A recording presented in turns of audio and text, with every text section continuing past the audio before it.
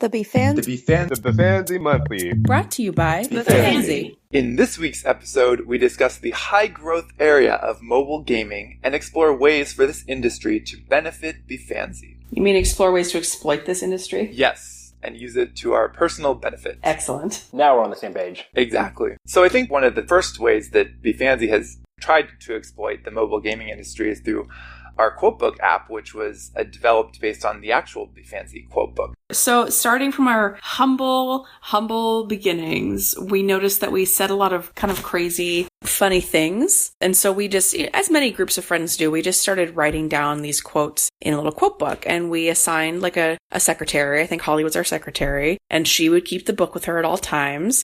Even when she wasn't around Bephanse, even in her sleep, we had very weird rules.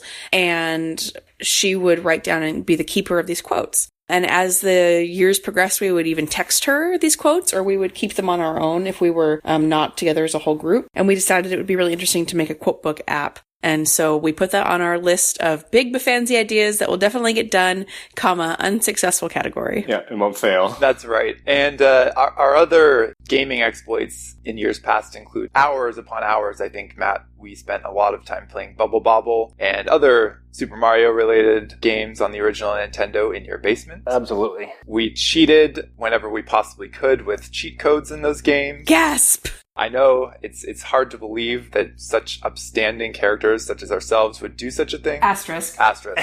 But we did. And if we were at your house, sometimes we'd play video games against Ryan and his younger brother, Stefano. And so it'd be, Ryan, Jared, and me playing against a kid who was, 4 or 5 grades younger than us? So let's say a 6th grader playing a 1st grader in a video game, and we just couldn't beat him. So we'd walk across the backyards, go over to Ryan's house, and try to distract Stefano with other video games, allowing us to go onto his computer and actually destroy his base. Then he would come back, and then we would have like a fair fight. So essentially, 3 6th graders versus 1 1st grader. 2nd grader, It was 2nd grader, if we were able to destroy his base. Yes. That's terrible. That's really messed up, you guys. That's terrible. That's pretty hilarious. It's sad, it's messed up, but it was actually the only way we had a prayer of beating Stefano, and in fact, we still lost at the end of the day in spite of distracting him. Do you guys, assuming that Stefano is our listener, do you have anything to say for yourselves? Stefano, I'm glad that you've gone on to bigger and better things. I'm glad that our meddling in your life has not hindered your development and your career and your self-esteem, as it has for so many others. Any other thoughts? That was just really beautiful and heartfelt, Jared. Bravo. Thank you. It was. One other thing to kind of establish before we introduce our very important and special guest for today's episode of the BM is the idea that our group, the long form of Bephanse being BePhAnSeHoRyMaJaSaKiFrCh, which is, again, the acronym using all of our names. The beginning part of Bephanse is Bephanse Hory, which has gotten a lot of us thinking about the fact that it sounds kind of like saying be a fancy whore. Yes, we literally cannot stop thinking about that. It's all we talk about. Everyone who we come across says I think this is primarily Jared, by the way. But we'll just let that be. Yeah. But the important thing to note is that this is truly a key characteristic of Bephanse, a key motif in our lives, and is being fancy whores. Yes, and how do we monetize that idea? Well, I think being a whore, that's how you monetize that. Yeah. Yes, but in a scalable way, Sarah. You get more whores. You just get more tricks. Perhaps. So leading into this very important discussion today is our very special guest, Caleb Fisher. He is a mobile app developer and the co-founder of AfterQuote, Bephanse's wildly successful asterisk app, available now, in the App Store. So, Caleb, thank you for being on the show. Thank you for having me. Why don't you tell our listener a little bit more about yourself and what exactly you do? Did you say listener as in one listener? Yeah, Yep. yes, that's correct. One single listener. It's an aspirational goal. Yeah. You know what? It's best not to focus on the details, Caleb. Just roll with it. Let's see. So I'm a mobile developer out here in Seattle. I've been doing that for about 6 years, and I love my life. Awesome. YOLO, Caleb.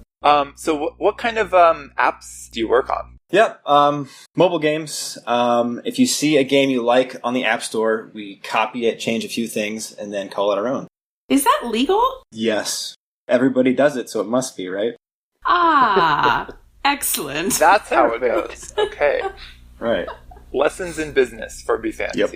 I think it was Einstein who said the secret to creativity is just hiding your sources. Oh. Wow. Pearls. That sounds right. Yeah. Just pearls of wisdom. That's really interesting. Caleb, I understand there's a big boom going on in the business of mobile gaming. Is this true?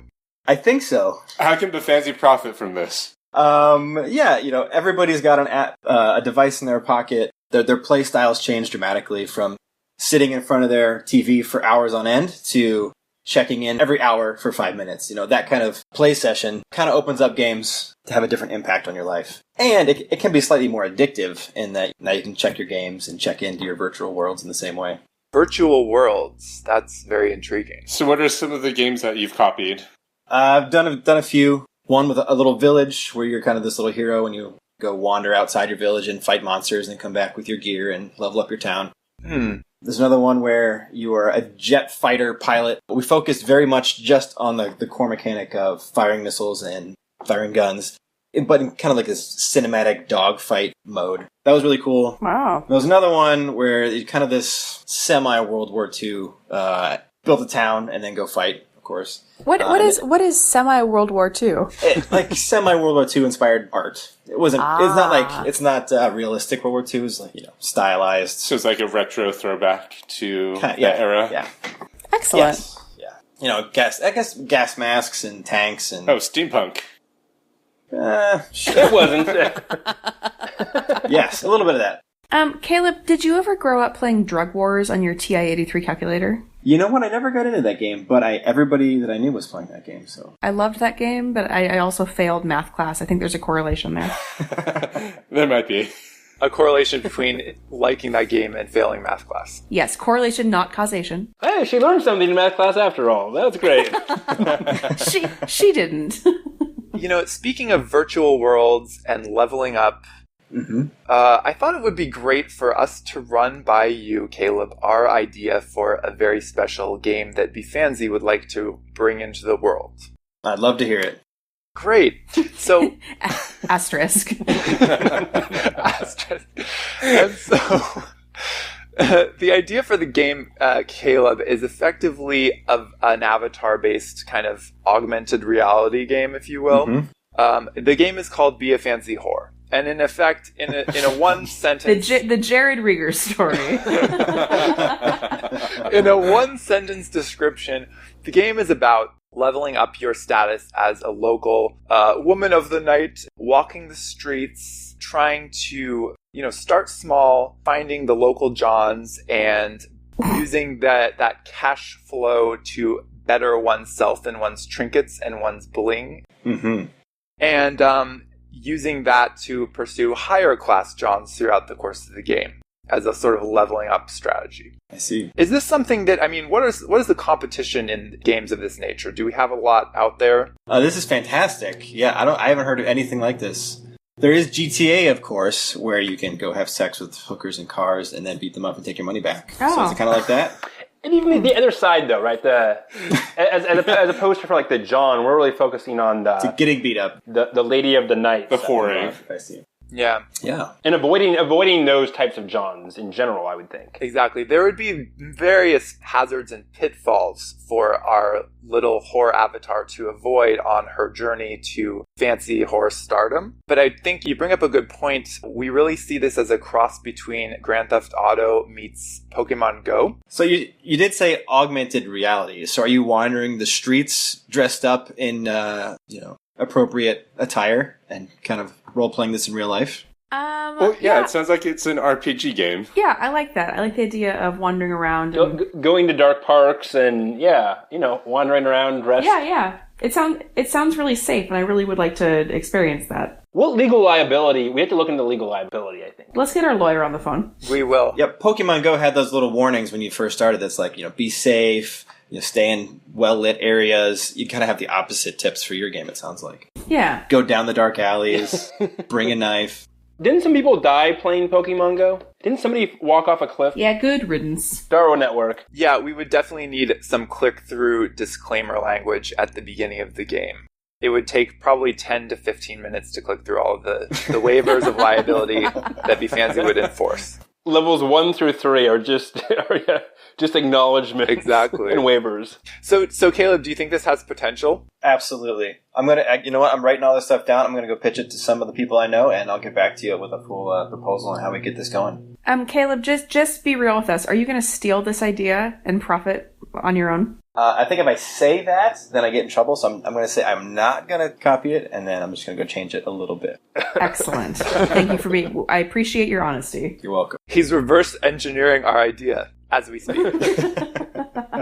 Well, we would be thrilled, Caleb, to host a storyboarding/brainstorming session at your firm.